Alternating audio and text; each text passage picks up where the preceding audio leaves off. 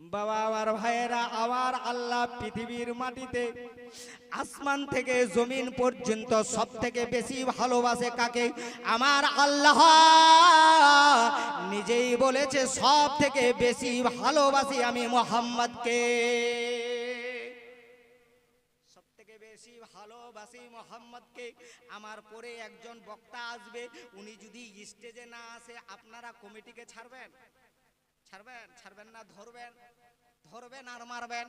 নাম দিয়েছেন মৌলানা হাসিম রেজা, গেল কোথায়? আজকে জলসায় আসেনি কেন? আপনারা ঠিক রকম দাওয়াত করেন না, ধরবেন। আমার আল্লাহ আমার নবীজিকে কেমন ভালোবাসতো ভাই, একটু গভীর মনোযোগ বাবা।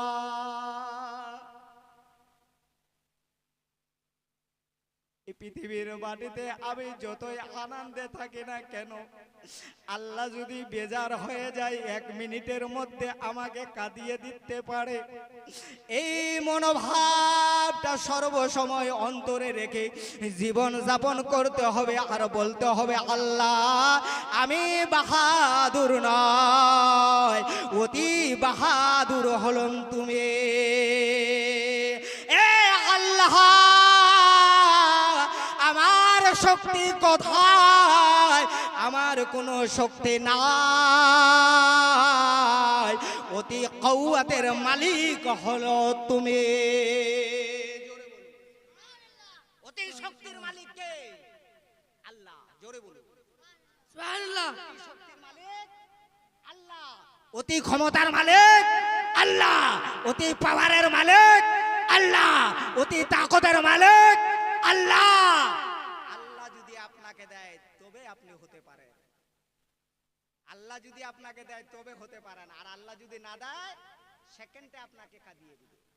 কথা বলছিলাম, আমার আল্লাহ সব থেকে ভালোবাসে মুহাম্মদকে। আমার আল্লাহ হযরতে জিবরাইল আলাইহিস সালামকে ডাকে দিলেন। ভাই জিবরাইল আলাইহিস সালাম হলো কে? জিবরাইল আলাইহিস সালাম হলেন সকল ফেরেশতাদের সরদার, সকল ফেরেশতাদের সরদার। আচ্ছা, জান্নাতে কিন্তু বেরাদার ইসলাম ইবলিস শয়তান এক সময় জান্নাতে ঢুকতে পারছে না। ইবলিস শয়তান বুঝেছেন না, জান্নাতে ঢুকতে পারছে না, কিন্তু বাহানা করে জান্নাতে ঢুকেছিল। কিসের মাধ্যমে জানেন? সাপের মাধ্যমে। কিসের মাধ্যমে? সাপের মাধ্যমে। এবার আল্লাহ পাক মুহাম্মদকে ডাকবে, আল্লাহ হযরতে জিবরিলকে ডাক দিয়ে বললেন আল্লাহ জিবরিল আসো। আল্লাহ ডাকলে যাবে কি যাবে না? একটু হুহা বলেন, যাবে কি যাবে না? যাবে। ফেরেশতা জিবরাইল আলাইহিস সালাম আল্লাহর দরবারে হাজিরি দিলেন। আর আপনি মুসলমান, আল্লাহ আপনাকে দুনিয়াতে পয়দা করেছে, পাঠিয়েছে। আল্লাহর ধ্বনি মসজিদে হচ্ছে, ডাকছে মুয়াজ্জিন, আপনি মসজিদে যাচ্ছেন না। দিনে 5 বার ডাকা হচ্ছে বাবা, দিন রাত্রে 5 বার। আল্লাহু আকবার, আল্লাহু আকবার। শাটার বন্ধ করে দাও। কিরে দানেশ, শাটার নামিয়ে দাও। একটা লোক আল্লাহু আকবারে ধ্বনি হলো, শাটার নামিয়ে দাও। আপনি যদি গিয়ে বলে শাটার নামিয়ে দাও, তা আপনার কান কষি টেনে মেরে না, কানে টেনে চড় মারবে। আমি শাটার নামিয়ে দেব কেন? তো বলছে আল্লাহু আকবার, আল্লাহ সব থেকে বড়, মসজিদে চলো। তো তুই যা, তোর কথায় আমি শাটার নামিয়ে দিব? মানে আল্লাহু আকবার ও একটা ভালো কথা আপনাকে বলছে, কিন্তু ভালোর উত্তরটা আপনি কি দিলেন? খারাপ দিয়া। ভালো হবে না। আল্লাহু আকবার যেমনই পড়বে ভাই, মসজিদে দোকান নিয়ে আছো, দোকানের শাটার নামিয়ে দাও। আল্লাহর কথার সাড়া দিয়ে মসজিদে যাও। 15টা মিনিট আল্লাহর কামটা করে দোকান খোলো, তোমার দোকানে বরকত দেবে আল্লাহ। সুবহানাল্লাহ। কথা আল্লাহর, তো কাজ আগে আল্লাহর হওয়া দরকার। আল্লাহর কাজ তুমি করে দিলে, এবার ভরসা আল্লাহর উপর রেখে দোকানদারে চালু করো, দেখবে আমার আল্লাহ তোমার দোকানে বরকত দেবে। জমিনের উপরে খেতিবাড়ি করছো, আজান হয়েছে, খেতিবাড়ি বন্ধ করে দিয়া মসজিদে যাও। বলার উদ্দেশ্য ভাই, আমার আল্লাহর দরবারে হযরতে জিবরাইল আসে, বলল আল্লাহ কেন ডাকা হয়েছে? আল্লাহ বলছে, ওরে জিবরাইল, আমার দেখার ইচ্ছা গেছে, মুহাম্মদকে দেখবো। যাও নিয়ে আসো। জোরে বলুন সুবহানাল্লাহ। যাও নিয়ে আসো, যাও নিয়ে আসো। হযরতে জিবরিল বলে, আল্লাহ আছে কোথায়? বলে উম্মে হানির ঘরে। তবে জিবরিল ওপেন সার্জারি করে নিয়ে আসবি। জোরে বলুন সুবহানাল্লাহ। এখন সিজার হয়, সিজার। এই সিজার তো বর্তমান ডাক্তাররা করছে, এই গলায় কাটছে নাভি পর্যন্ত, তাই না? গলা থেকে নাভি পর্যন্ত সিজার কাটছে। এটা নবীর জামানাতে আল্লাহর নবী হযরতে জিবরাইল আলাইহিস সালাম নবীজির কেটেছিলেন। জোরে বলুন সুবহানাল্লাহ। আবে জমজমের পানি দিয়া ধুয়েছিলেন। রাতটা ছিল শবে মেরাজের। আজি জানে মুহতারাম, হযরতে জিবরাইল আলাইহিস সালাম বলে, আল্লাহ আছে কোথায়? আমার আল্লাহ বলছে, জিবরিল আছে মুহাম্মদ উম্মে হানির ঘরে। তবে জিবরিল শোন, আমার নবী যদি আরাম করে বেয়াদবি করবি না। আল্লাহ পাক হযরতে জিবরাইল আলাইহিস সালামকে ক্ষমতা দিয়েছিলেন, যখন উম্মে হানির ঘরে আসলো, নিজের নুরানি পর্দায় আল্লাহ আল্লাহ উম্মে হানির ঘরের ছাদে পর লাগালো। ছাদ আপনার বেরাদার ইসলাম সরে গেল, দরওয়াজা খুলে গেল, ঘরের মধ্যে ঢুকলো, মুহাম্মদের পায়ের নিচে দাঁড়ালো। আল্লাহর নবী আরাম করছে, চোখ দুটা বন্ধ আছে, নবীজির দিল জাগছে। চোখ দুটা বন্ধ আছে আর দিল জাগছে, পায়ের নিচে দাঁড়িয়েছে। আল্লাহ পাকের ফেরেশতা হযরতে জিবরাইল আলাইহিস সালাম ভাবছে, ডাকবো কেমন করে? এ মুসলমান ভাই, আলিমে দিনকে ডাকা যায় না, আদবের সঙ্গে ডাকতে হয়। আমি নবীজিকে ডাকবো কেমন করে?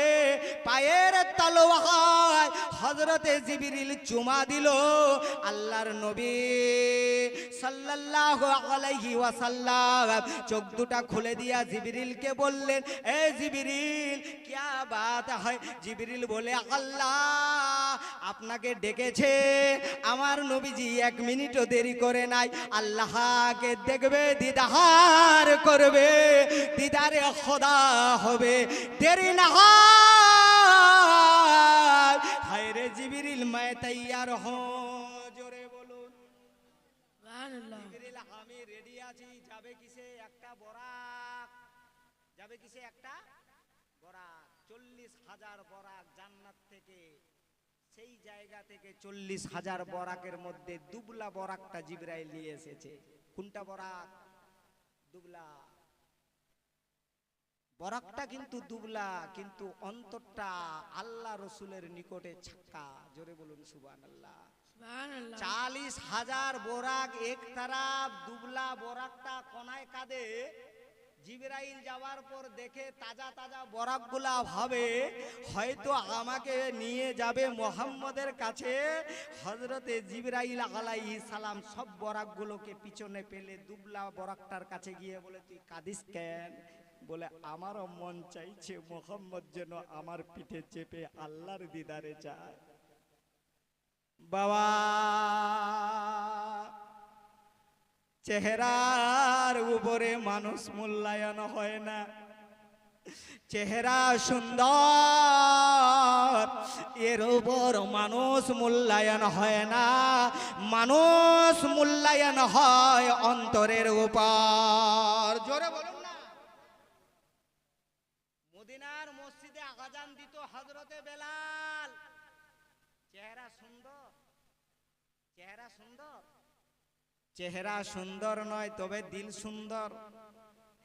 একবার মসজিদে আজান বন্ধ করেছে তো রাতটা এত লম্বা হয়েছে, সবার কোমর লেগে গেল। সব লোকগুলো রাত্রিবেলায় মোহাম্মদের কাছে বলল, এই মোহাম্মদ আর সকাল হয় না কেন?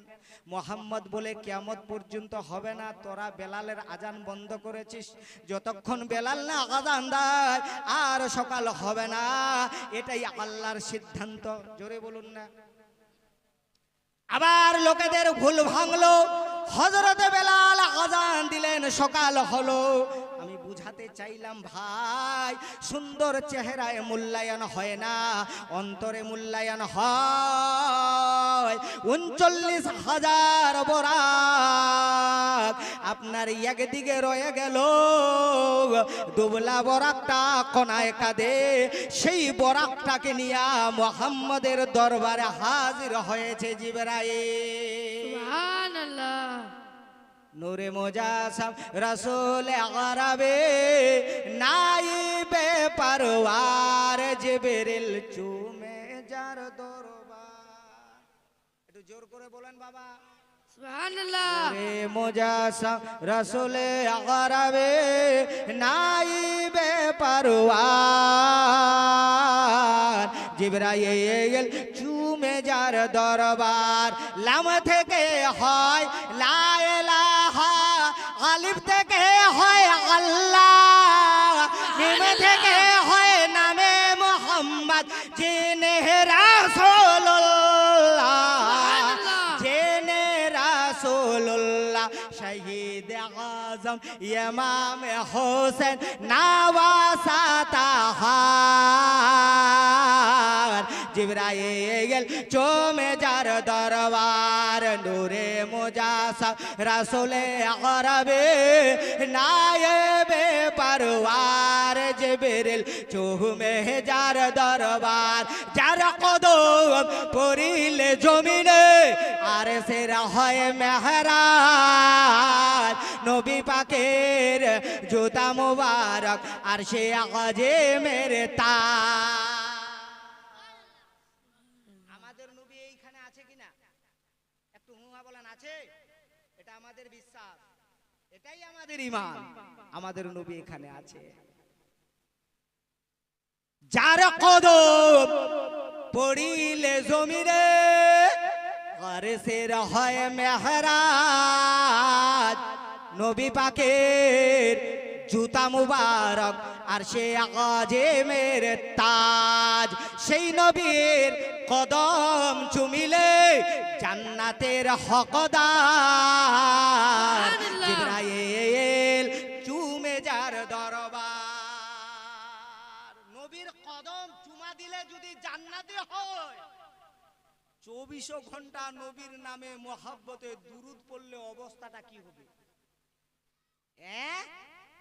আর দুরূদ শরীফ পড়লে টাকা লাগে? একটু হুহা বলেন তো, লাগে? নাই। আমাদের ধর্মটা কত সুন্দর ধর্ম, আল্লাহ রাসূলকে রাজি করা যায়। কিছু এমন আমল আছে যেখানে টাকার দরকার নাই। জোরে বলুন সুবহানাল্লাহ। কি বলছিলাম? জিবরাইল আলাইহিস সালাম বলে, লাব্বাইক ইয়া রাসূলুল্লাহ, বোরা হাজির হ্যায়। আমার নবী বলছে, জিবরিল কাহা হ্যায় বোরা? বলে ওই যে সামনে। আল্লাহর নবীজি দেখছে যে দুর্বল বোরা। জিবরিল এ তো বহুত দুবলা পাতলা হ্যায়। দুবলা পাতলা বুঝেন তো? আমি যেমন ৪১-৪৩ কেজি ওজন, ৫০ দিলে উঠাতে পারবো? পারবো না। ১৫ দিলে তো তাড়াতাড়ি উঠিয়ে নেব। তো বলে ये दुबला है। या रसूल अल्लाह, बोराक दुबला है लेकिन ईमान बहुत बड़ा है। जोरे बोलो সুবহানাল্লাহ। আমার নবীজি বলে, ए जिब्राइल अलैहि सलाम दुबला है तो है, मैं मोहम्मद इसके ऊपर सवार होऊंगा। আমার নবীজি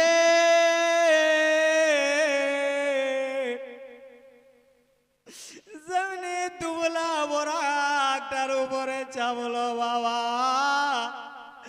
আমার নবীজির উপরে আল্লাহ রাজি, কেন রাজি হবে না? আমার নবী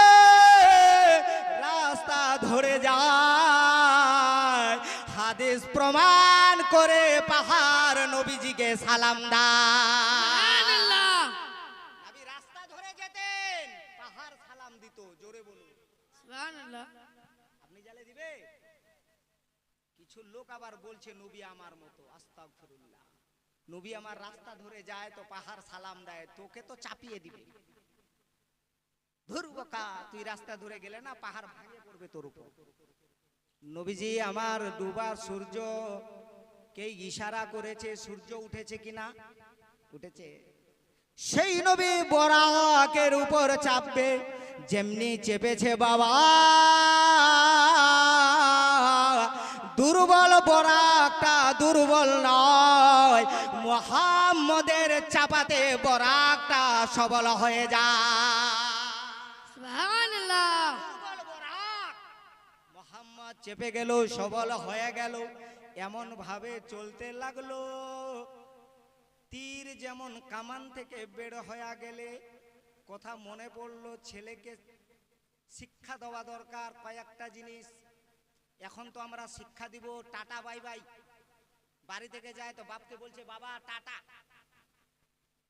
তোর বাপ বলছে বেটা তুই হাঁটা। আপনার ছেলেটা ছোট থেকে আনকন্ট্রোল, বাচ্চাটা ছোট থেকে আনকন্ট্রোল করে দিয়েছেন। 16 বছর পরে আপনি কন্ট্রোল করতে চাইলে কি কন্ট্রোল হবে? একটু হুঁহা বলেন হবে? ছেলে ছেড়ে দিয়েছেন আপনি আগে, এখন ভাবে লাভ নাই। মুসলমান ভাই, তোমাকে নিজেও আল্লাহ বাঁচতে বলেছে, তোমার পরিবারকে বাঁচাতে বলেছে। এ তো বড় বাহাদুর রে। নিজে বাঁচে গেলে বাকিলা যাক, চলবে? একটু হুঁয়া বলেন, চলবে? নিজে বাঁচতে হবে, নিজের পরিবারকে বাঁচাতে হবে। কোরআন বলছে, জোরে বলুন সুবহানাল্লাহ। আমি সেই দিকে যাচ্ছি না। মুসলমান ভাই গভীর মনোযোগ দিয়া শুনুন, আমি কথাটা বলছিলাম তীর কামান থেকে বের হয়ে গেলে ফিরে আসবে না। আল্লাহর নবীজি বলেছে তোমার ছেলেকে সকল শিক্ষাদের মধ্যে একটা শিক্ষা দিবে, তীর শিক্ষা দিবে। তীর তীর কি শিক্ষা দিবে? তীরবাজ। তীরবাজ তীরবাজ বুঝেন তো? বাচ্চাটাকে শিখাতে হবে তীর চালাতে। কিছু কিছু এমন জিনিস বাচ্চাটাকে শিক্ষা দিবে যাতে বিপদের সময় বাচ্চাটা নিজের জান ওই শিক্ষার কারণে যেন বাঁচাতে পারে। জোরে বলুন সুবহানাল্লাহ। সুবহানাল্লাহ। কথা বুঝাতে পেরেছি? এমন একটা বিপদ আসলো, তোমার ছেলেটা যেন নিজের জান বাঁচাতে পারে। আমার নবীজি বলেছে, তাই তো বাচ্চাটাকে তীর শিক্ষা দেবে। এখন আমরা দিচ্ছি, একটু হুঁয়া বলেন, দিচ্ছি। তাহলে তলোয়ার শিক্ষাটাও দেওয়া দরকার, জান যেন বাঁচাতে পারে। আমি ওই দিকে গেলাম না, বলতেছিলাম ভাই ওই আপনার বরাকটা তেজ রাহতারের সঙ্গে যেমন তীর কামান থেকে বের হলে ফিরে আসে না, দেখে মনে হয় ছেড়ে দিলাম চলে গেল, বরাকটা তেমন ভাবে চলতে লাগলো। এ মুসলমান ভাই, প্রথম আকাশ অতিক্রম করলো, দ্বিতীয় আকাশ অতিক্রম করলো। প্রথম আকাশ দ্বিতীয় আকাশ, এই দুটো আকাশের মধ্যে পার্থক্য কে? দুটো আকাশ কেমন দেখতে আপনার জেনে রাখা দরকার। প্রথম আকাশ দ্বিতীয় আকাশের তুলনায় কেমন আমার নবীজি ব্যাখ্যা দিয়েছে। একটা আঙ্গুঠি সাহারা মরুভূমিতে ফেলে দিয়েছেন, এই আঙ্গুঠিটা সাহারা মরুভূমির তুলনায় দেখতে আপনাকে সরিষার দানার মতো হবে, তেমনি দ্বিতীয় আকাশের তুলনায় প্রথম আকাশ। আল্লাহু আকবার। আল্লাহ তাহলে কেমন বানিয়েছে?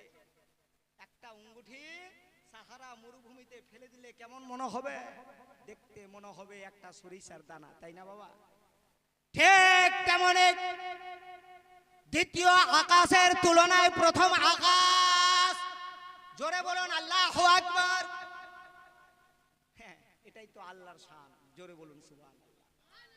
সেই প্রথম আকাশ অতিক্রম করলেন মুহাম্মদ, দ্বিতীয় আকাশ অতিক্রম করলেন মুহাম্মদ, তৃতীয় আকাশ অতিক্রম করলে সরে বলে বাবা 7 আকাশ আমার নবী অতিক্রম করার পরে এমন একটা জায়গায় গেল যেই জায়গাটাকে মসজিদে আকসা বলা হয়। জোরে বলুন। আকাশ অতিক্রম করার পর মসজিদে আকসা, কবি বলছে ও আমেনার নয়ন মনে তোমার প্রেমে পাগল আমি। এটা মহাব্বতে ভালোবাসা দিয়া একটু আলা হজরতের মহাব্বত দিয়া ও আমেনার নয়ন মনে তোমার প্রেমে পাগল আমি। ও আমেনার নয়ন মনে তোমার প্রেমে পাগল আমি। শত শত কত হজে যাই যে মদিনায় আহমে শত ভেবে মরে কেন ডাকো না আমায়। জোরে বলো।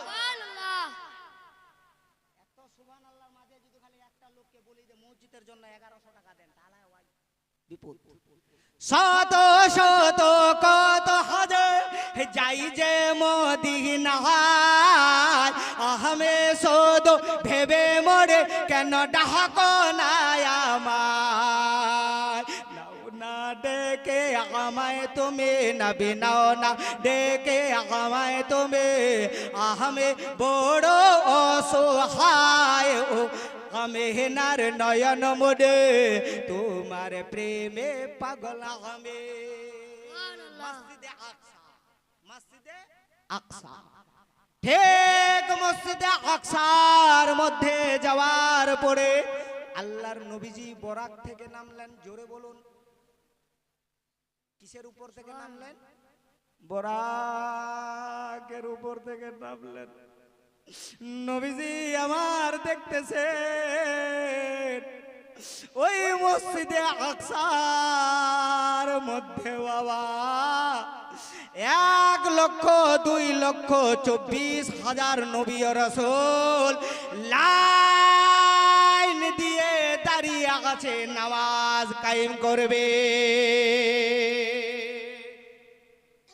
10টায় জানাজা হবে, 10 কম 10টা, 10:15 মানুষ লাইন দিয়ে দাঁড়িয়ে থাকবে। টাইম হবে, জানাজা হবে। ইমাম এসে 2-4টি কথা বলবে, মাইয়াতের সামনে দাঁড়াবে, মাইয়াতকে সামনে রেখে ইমাম জানাজা পড়াবে। লোকেরা চাতক পাখির মতো তাকিয়ে আছে। আজ মুহাম্মদ মসজিদে আকসায় এসেছে, সকল নবী ও রাসূল লাইন দিয়ে দাঁড়িয়ে আছে, নামাজ পড়বে। জোরে বলুন সুবহানাল্লাহ। আজ নামাজ পড়াবেন কে? আজ নামাজ কায়েম করাবেন কে?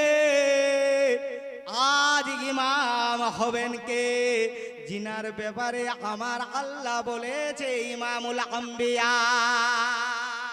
জোরে বলো সুবহানাল্লাহ। আমার নবী ইমামুল আম্বিয়া।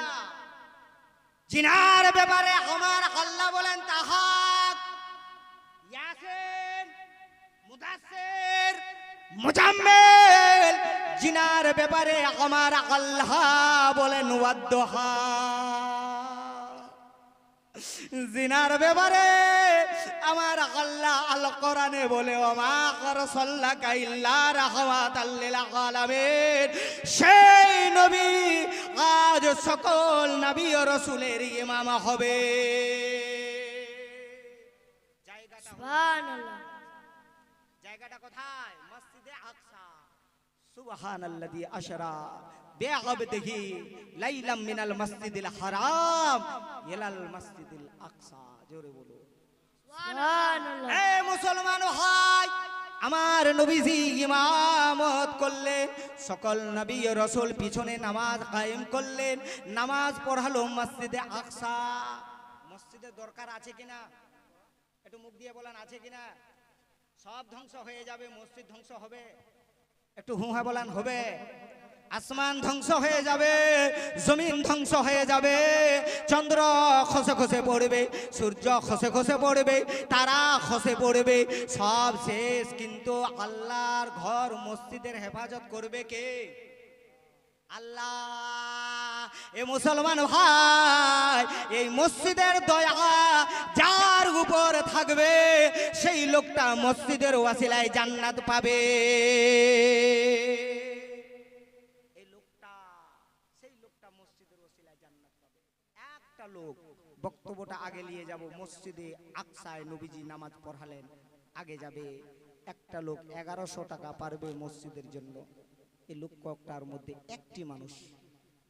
আসেন বাবা, আপনি আসেন, আপনার সঙ্গে মুসাফা করবো বাবা। 1100 টাকা আল্লাহর ঘরের জন্য দিয়েছেন উনি। এক বাক্যে হাত উঠিয়েছে। বলুন তো, ইমানে হাত রেখে আল্লাহ দেখলো কিনা? এটা মুখ দিয়ে বলেন, দেখেছে আল্লাহ? দেখেছে আল্লাহ। আপনি যদি বলেন দেখে নাই, তাহলে আপনার ইমান শেষ। এর নাম বিশ্বাস? জোরে বলুন। এরই নাম বিশ্বাস ভাই। মানুষ মানুষকে ধোঁকা দিতে পারে, কিন্তু মানুষ কোনোদিন আল্লাহকে ধোঁকা দিতে পারবে না। তাই চাইছিলাম আর একটা লোক পারা যাবে। এই যে দেখেন, ইনিও দিয়েছে বলে আমি দিব। अरे आमी किंतु नाम धरे चाइबो ना, जो देगा खुशी से हम लेंगे। नारे तकबीर, नारे सालात।